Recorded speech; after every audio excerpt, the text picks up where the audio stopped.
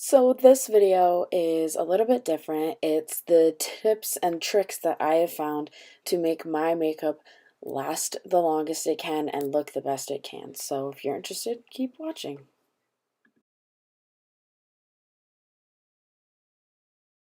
So first I chose this very fashionable bun. I like to pin back as much hair as I can so it's out of my foundation.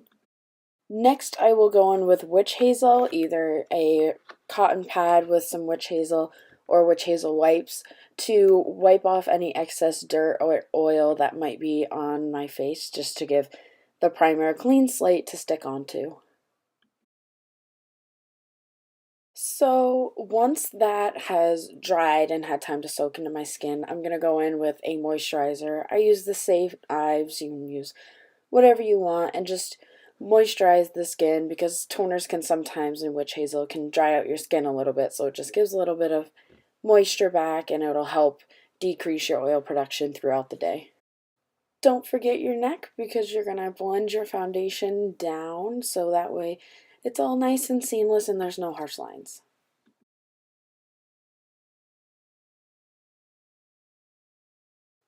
So now I'm going in with a concealer that I'm using as both a color corrector and a base to cover any kind of veins and to give the eyeshadows something to hold onto when we place them on the lid.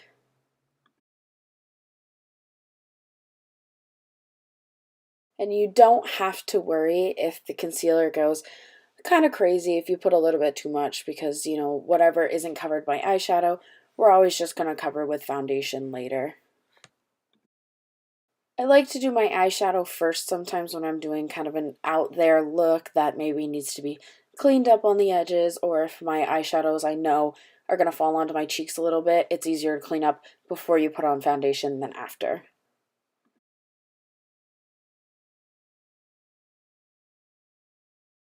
So this right here is showing you that it's best to do your eyes first when you have fallout because you can sharpen up the edges of your eyeshadow, you can clean up the inner corners.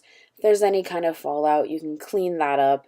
And it just makes it so much easier when you can just wipe it away than if you had had your foundation on first, your eyeshadow might stick to your foundation and then it's kind of hard to take off.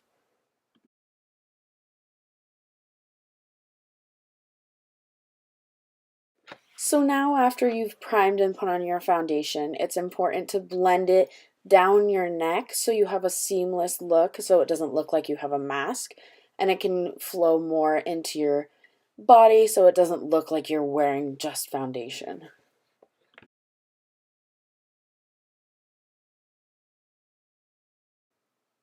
So now that your foundation is all set, you're going to want to set underneath your eyes because that will help prevent creasing.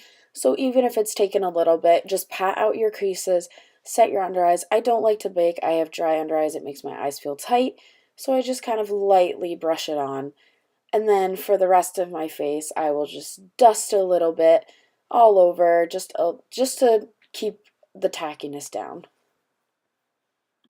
And make sure that you're setting your neck as well because we have to remember that we did put foundation down there. So now we're going to bring a little bronzing onto the face, and sometimes if your foundation's a little bit too light, you can use a light bronzer and kind of wash that over your face just to give it a little bit more life. But you're going to want to hit where the sun hits. I like to do it on my forehead, on my hairline, on my cheeks, and then sometimes I'll do a little bit on my neck just to kind of seamlessly blend it into my chest that sometimes can be tanner than my face. So this is a trick for when you feel like you've put too much blush. You can take your setting powder brush and just lightly dust that right back over. You don't even have to put any more powder on the brush. Just use what you have left and dust it over the blush and it can help to decrease the pinkness. And so this is how I do my eyebrows. It's a personal choice. I like to keep it kind of natural, so I just put a little bit of powder in front and then I do a little bit of a longer brow because I feel like mine doesn't go quite as long, and so I fill in my gaps. I have a couple of light spots, and I also like to have a pointier arch, so I kind of fake that a little bit. Then I will take a spoolie brush and I will brush it out. This helps to blend the product into your brow, as well as if things kind of went a little haywire and a little dark, it can also help blend it back into the skin and make it look less harsh. Sorry for the change in lighting, but when I do my highlighter, I like to not only hit it on top of my cheek, but I also like to blend it a little bit into my temple and my forehead.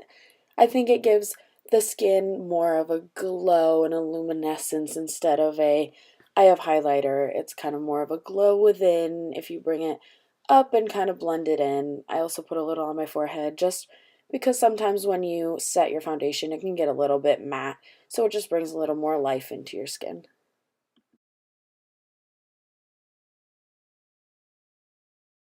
So now I like to take the same highlighter and hit my brow bone with it. It helps lift your brows a little bit more and bring some more attention back to the eyes and just ties it into the whole look back together. So now one of the most important parts is making sure that you set your makeup with a good setting spray. And I also like to, if my setting spray is very liquidy, I like to do that before my mascara, make sure that it completely dries so that way my mascara doesn't tend to run down my face. And that is the finished look. Those are my tips and tricks that I use every day to do my makeup. I've used them for a very long time. They keep hold and they keep my makeup going strong every day.